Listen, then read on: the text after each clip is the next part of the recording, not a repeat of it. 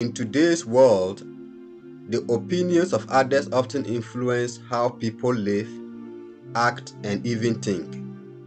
Social media, public opinion, and societal norms put pressure on us to conform. But as believers, we are not called to live according to the standards of men. We are called to live for an audience of one, God.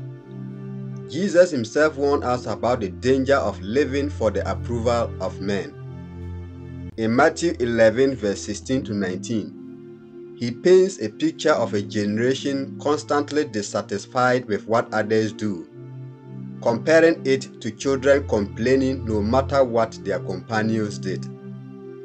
This is where we find our focus today. Don't let the opinions of men control you. But what shall I liken this generation? It is like children sitting in the marketplaces and calling to their companions and saying, "We played the flute for you and you did not dance. We mourned to you and you did not lament.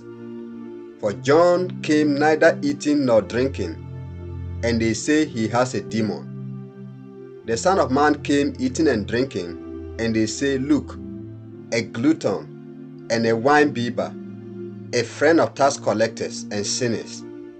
But wisdom is justified by her children." Matthew 11 verse 16 to 19. Jesus begins by likening the generation to children playing in the marketplace, never satisfied with the actions of their companions. When they played music, the others did not dance. When they mourned, no one lamented. The point Jesus is making here is simple. No matter what you do, some people will always find something to criticize. This is true in our lives. People want you to behave according to their expectations. They will have an opinion about everything you do. If you act sociable, they might say you are trying too hard. If you are reserved, they might say you are unfriendly. The lesson here is clear. You cannot live for the approval of people. If you allow others' opinions to control you, you will never live fully as God intended. For John came neither eating nor drinking, and they say he has a demon.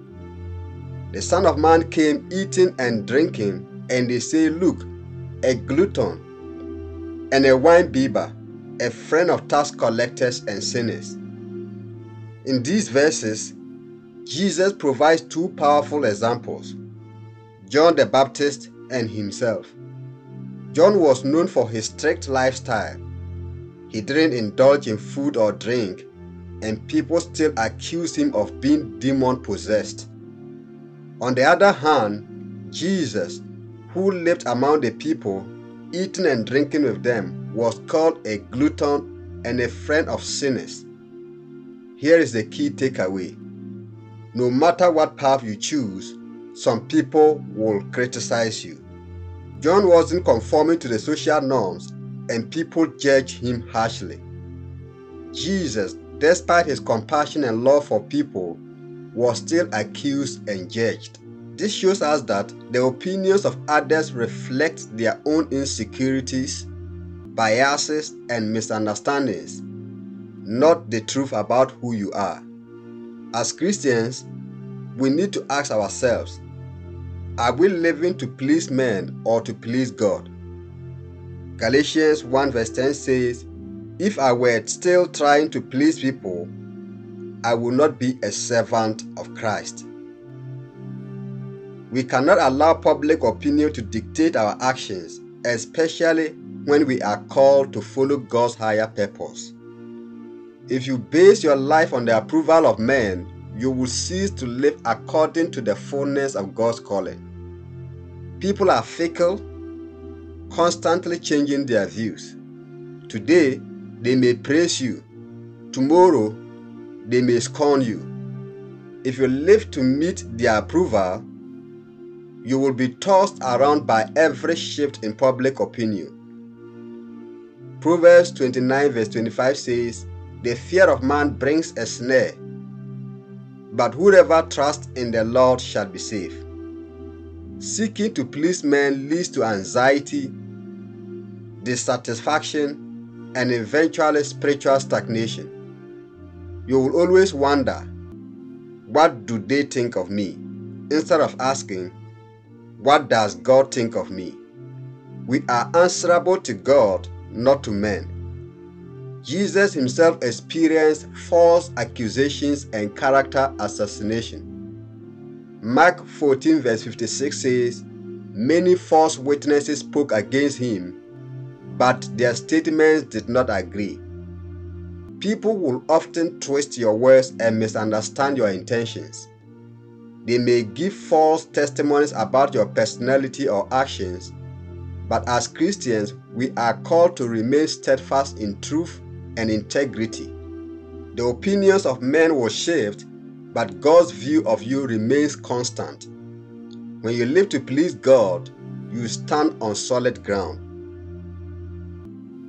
Jesus ends the passage in Matthew 11 verse 19 with a profound statement. But wisdom is justified by her children. This means that true wisdom, the wisdom of living for God, not for men, will ultimately bear good fruit. People may call you names, twist your words, or accuse you falsely, but in the end, the fruit of your life will speak for itself. When you live to please God, wisdom will be seen in the results of your actions. You will fulfill your divine purpose, and those who truly know you will recognize your character and your worth. The fruit of your life will justify the wisdom you have walked in. The fundamental question we must ask ourselves is, who are we living for? Do we live for the approval of men, or do we live for the approval of God? Are we living to fulfill God's purpose for our lives, or are we being distracted by the opinions and judgments of others? We must remember that the one who created us knows us best.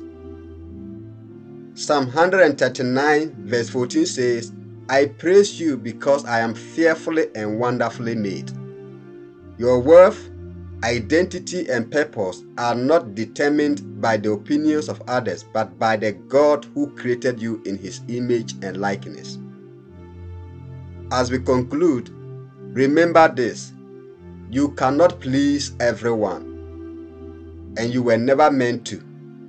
Jesus faced criticism, misunderstanding, and false accusations, and you will too. But take heart.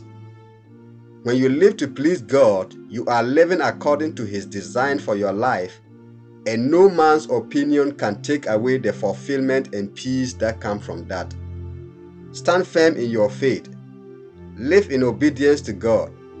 Ignore the distractions of men's opinions and walk confidently in the purpose that God has set for you. Remember, wisdom is justified by her children. The fruit of a life lived for God will speak louder than any words of judgment or criticism from others.